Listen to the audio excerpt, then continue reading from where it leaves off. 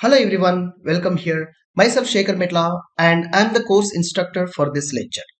Yes, myself I'm the software industry expert from past 2 decades with the different developments and data analytics, analysis, database servers and Excel, various categories I have strongly worked.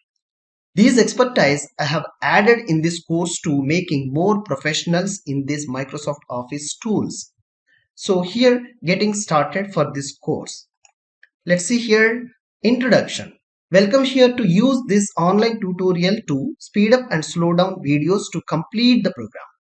Learn at any time from anywhere using internet connected mobile or computer system. Make sure to use practical exercises.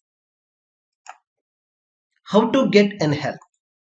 Check your knowledge using documents. For instance, quick help, try to search at Google or Stack Overflow search engine techniques.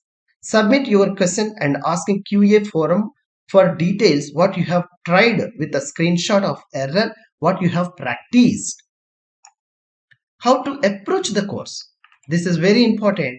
The best way to approach the course is to review videos with your practical hands-on session. Follow the video guide with extra notebook information for practice.